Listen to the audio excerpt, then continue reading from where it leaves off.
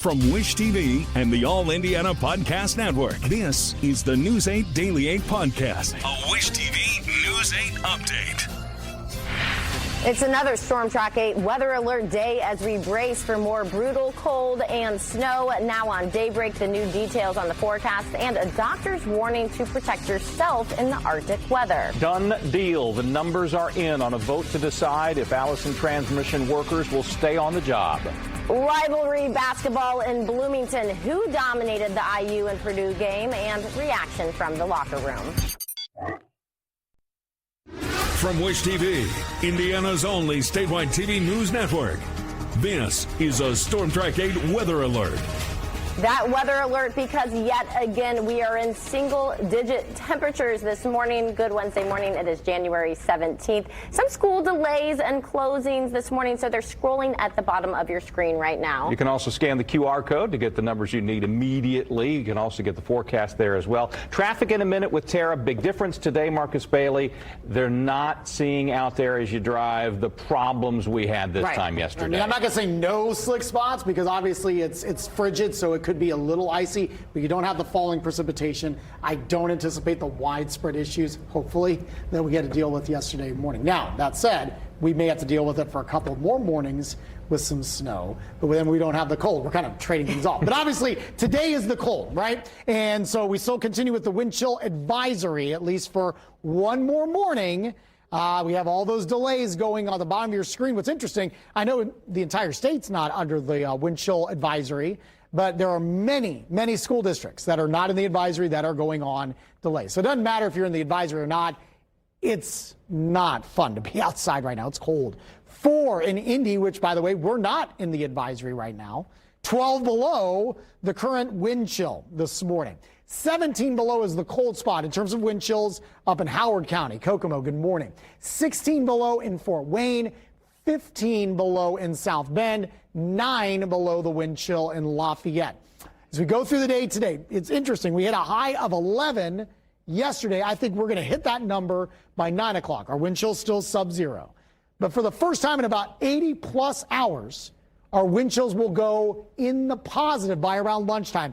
A temperature of 18, a wind chill of 2. I'm going to go with a high of 25 and a wind chill of 10 later on today. I mentioned that it gets a little more active end of the week. Couple of waves of snow that we're going to be watching Thursday into Friday. I think there's a good chance that we get at least some accumulation out of this system, and it could make for some tricky travel, especially heading into Friday. And we also get another shot of Arctic air for the weekend. We'll talk all about it in a very busy 8-day forecast coming your way in just a few minutes.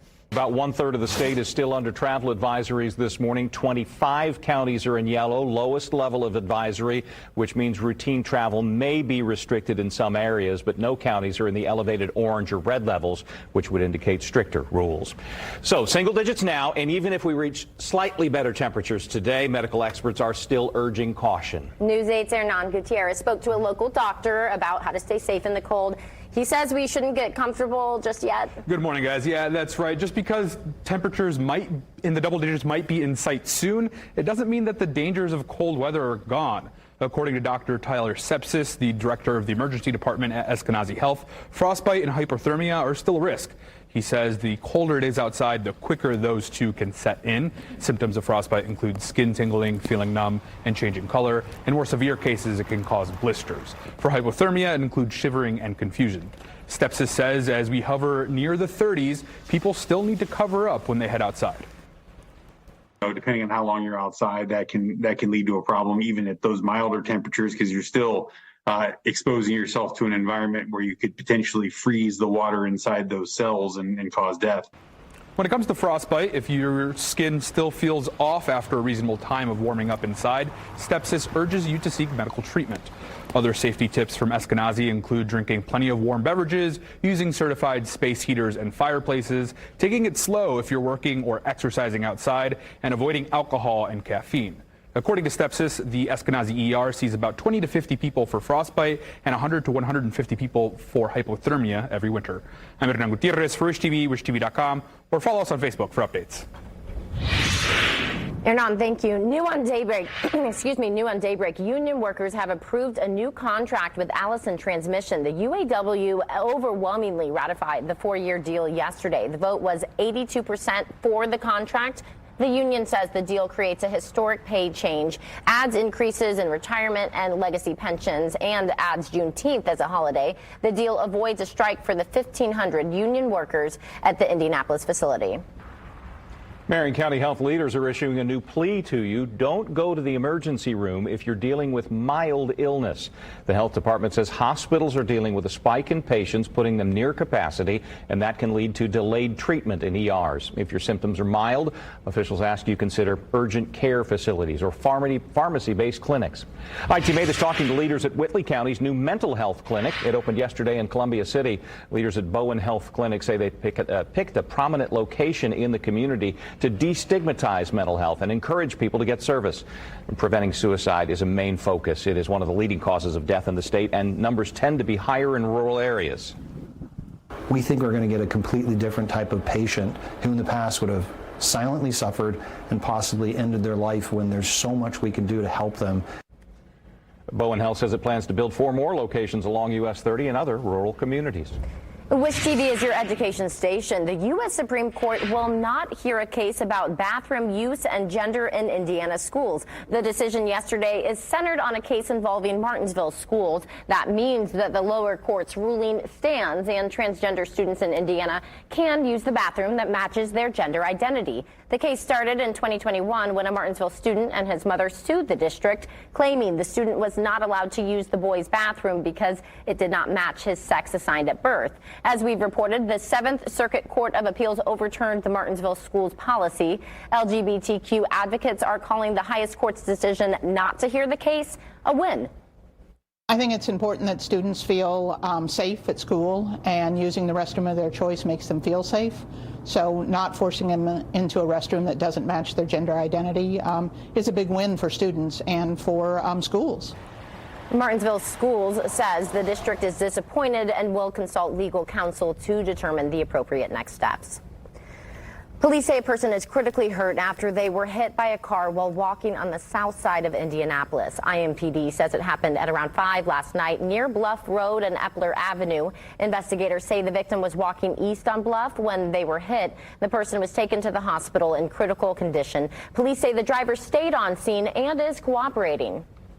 6:08 right now. Purdue fans will wake up happy again this morning after another dominating rivalry win over IU. You good? It was a little bit rough, but I went to bed earlier because of, it was rough. And there wasn't much mystery. Wish TV sports director Anthony Calhoun has reaction from the locker rooms in Bloomington.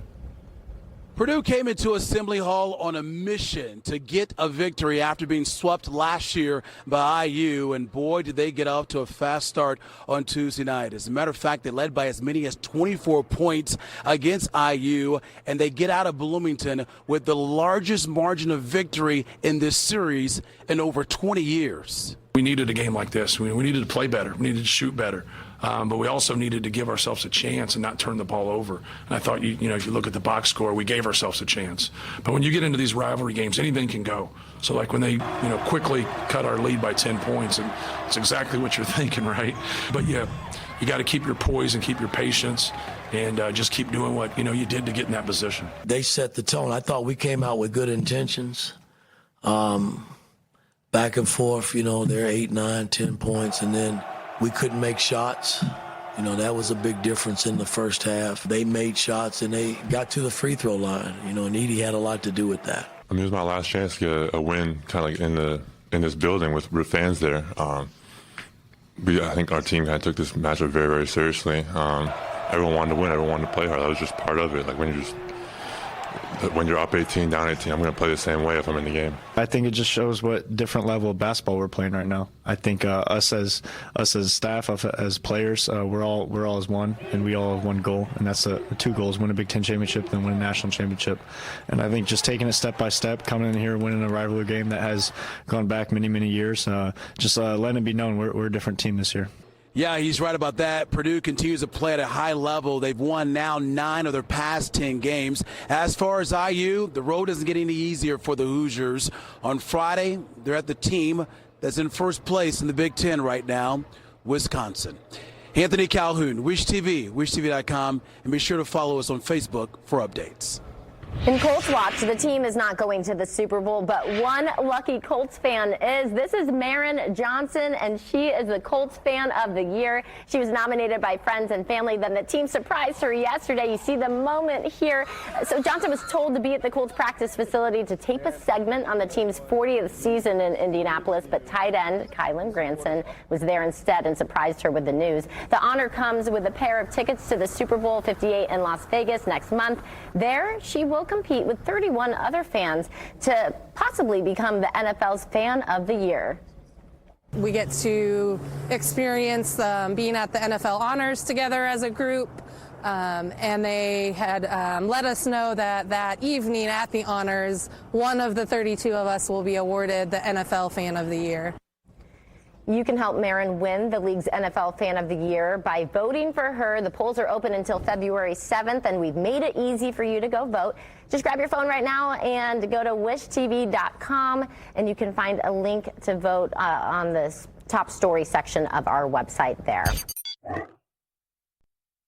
This is the News 8 Daily 8 podcast, a Wish TV News 8 update on demand. For even more, on demand and on the go, connect with Wish TV on Facebook at wishtv.com and on the free Wish TV mobile app. Thank you for listening, and be sure to like, subscribe, and follow this podcast for updates every weekday morning on the All Indiana Podcast Network and wherever you get your podcast.